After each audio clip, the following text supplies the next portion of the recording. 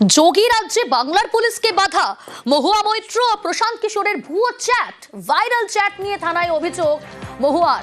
উত্তরপ্রদেশের নয়ডা থেকে চ্যাট ভাইরালের অভিযোগ। অভিযুক্তকে নয়ডায় ধরতে গেলে পুলিশকে বাধা।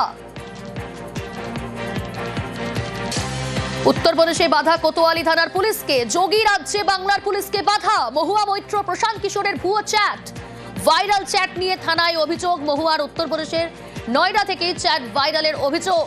অভিযুক্তকে নয়ডায় ধরতে গেলে পুলিশকে বাধা দেওয়া হয়। উত্তরপ্রদেশে বাধা কোতোয়ালি থানার পুলিশকে। শুধু বাধাই নয়, পুলিশকে অভিযুক্তকে পালাতে সাহায্যের অভিযোগ। আর কি অভিযোগ, কি ঘটনা, আরো বিস্তারিত জানার চেষ্টা করব। সমীর রয়েছে আমার সঙ্গে। সমীর, দেখো প্রিয়াঙ্কা, মহুয়া মৈত্র এবং প্রশান্ত কিশোর এদের দুজনের মধ্যে যে চ্যাট, সেই চ্যাটের ফেক চ্যাট তৈরি করে এবং ফেসবুক বা সোশ্যাল মিডিয়ায় প্রচার করা হয়। এবং এই বিষয়টি মহুয়া মৈত্রের নজরে আসতে মহুয়া মৈত্র গত 7 তারিখে কোতোয়ালি থানায় অভিযোগ দায়ের করেন এবং অভিযোগের ভিত্তিতে তদন্ত শুরু করে পুলিশ এবং জানতে পারে এই ঘটনার সঙ্গে যুক্ত রয়েছে উত্তরপ্রদেশের সুরজিৎ দাশগুপ্ত বলে এক ব্যক্তি।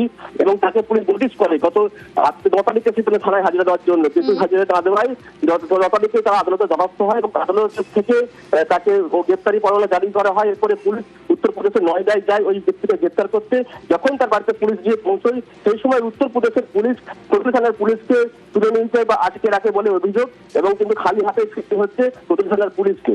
এবং এই বিষয়ে গতকালই কিন্তু কৃষ্ণগড়ে কোতোয়ালি থানার আইসি এ বিষয়ে সাংবাদিক সম্মেলন করে বিষয়টি জানিয়েছেন এবং এই ঘটনায় কিন্তু আদালতে পুনরায় দায়িত্ব হচ্ছে পুলিশ। বেশ। 7/2/26 তারিখে আমাদের অনারেবল এমপি ম্যাডাম একটা অভিযোগ দায়ের করেছেন। সুরজিৎ দাশগুপ্ত বলে একজন ভদ্রলোক নয়ডা থেকে ফেক চ্যাট, যেটা এমপি ম্যাডাম আর প্রশান্ত কিশোরের মধ্যে হয়েছে বলে উনি টুইট করেন।